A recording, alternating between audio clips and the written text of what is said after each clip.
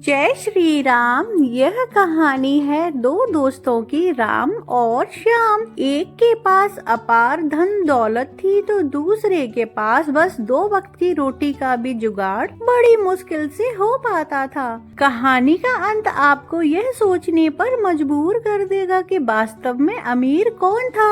एक आलीशान शहर में राम रहता था जिसका व्यापार 7 समंदर पार तक फैला हुआ था। उसका बंगला संगमरमर से बना हुआ था, बगीचे में विदेशी फूल थे और दर्जनों नौकर थे। उसकी एक आवाज पर हाजिर रहते थे, लेकिन राम कभी शांत नहीं रहता था। उसे हमेशा डर सताता था कि कोई उसका धन छीन न ले, लूट न ले या व्यापार में घाटा ना हो जाए। उसकी रातें की नींद की गोलियां और तिजोरी के चक्कर में काटने में ही बीतती थीं। उसी शहर के किनारे एक छोटी सी बस्ती में श्याम रहता था। श्याम एक दिहाड़ी मजदूर था। दिन भर कड़ी धूप में पत्थर तोड़ता या बोझा ढोता, तब जाकर शाम को घर में चूल्हा जलता था। उसका घर कच्चा था, मिट्टी का था। छत से बारिश में पानी टपकता रहता था, लेकिन शाम होते ही उस घर में खिलखिलाहट की आवाजें गूंजती थीं।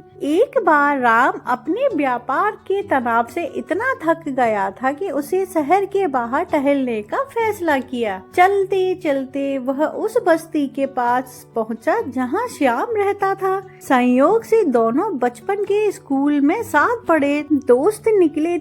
राम ने श्याम को पहचान लिया और उसके पास गया। श्याम ने बड़े प्रेम से राम का स्वागत किया। उसने फटी हुई चटाई बिछाई और अपनी पत्नी से कहकर गुड़ और ठंडा पानी मंगवाया।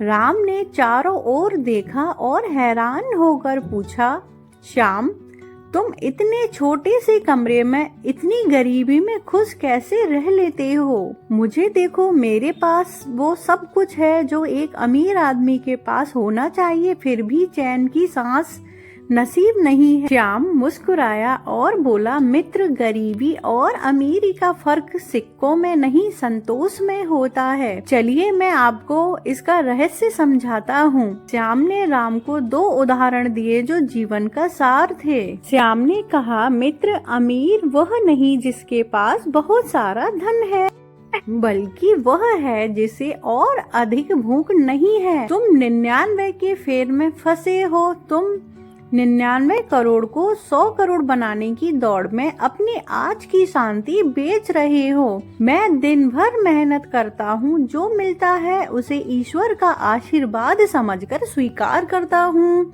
जब पेट भरा हो और मन में कोई लालच न हो तो नींद मखमल की गद्दों की मोहताज नहीं होती। श्याम आगे बोला, मेरे बच्चे जब मुझे शाम को देखते हैं तो वे मेरी जेब नहीं देखते, वे मेरी बाहें देखते हैं ताकि मुझसे लिपट सकें। मेरी पत्नी को गहनों का शौक नहीं, उसे मेरे साथ बैठकर 2 बातें करने में खुशी मिलती है। क्या तुम्हारे सोने के महल में ऐसी निस्वार्थ मुस्कान है? राम चुप हो गया। उसे याद आया कि उसके बच्चे तो उसके केवल पैसे या उससे महंगे खिलौने ही मांगते हैं और उसी के बारे में बात करते हैं, और उसकी पत्नी पार्टियों में अपनी शान दिखाने में व्यस्त रहती है। गरीब और अमीर केवल बैंक बैलेंस से तय नहीं होती। इस कहानी के 3 मुख्य सबक हैं। संतोष ही सबसे बड़ा धन है। जिसके पास संतोष है वह झोंपड़ी में भी खुश रह लेता है, और जिसके पास संतोष नहीं है वह महलों में भी भिखारी की तरह और की तलाश में रहता है। उसे बस और अधिक ही लालच आता है। समय का मूल्य, पैसा तो दोबारा कमाया जा सकता है, लेकिन परिवार के साथ बिताए पल और मानसिक शांति वापस कभी नहीं आती। राम उस दिन एक नया नजरिया लेकर घर लौटा। उसने समझ लिया कि वह अब तक गरीब था क्योंकि उसका मन दरिद्र था। उसने अपने काम के साथ साथ परिवार और अपनी शांति को समय देना शुरू कर दिया। सीख, अमीरी हाथ की लकीरों में नहीं, मन की गहराइयों में होती है। अगर ये वीडियो आपको अच्छी लगी हो तो चैनल को सब्सक्राइब करना, वीडियो को लाइक करना, बेल आइकन ऑल पे दबाना। कल मिलेंगे एक और कहानी में, तब तक के लिए जय श्री राम।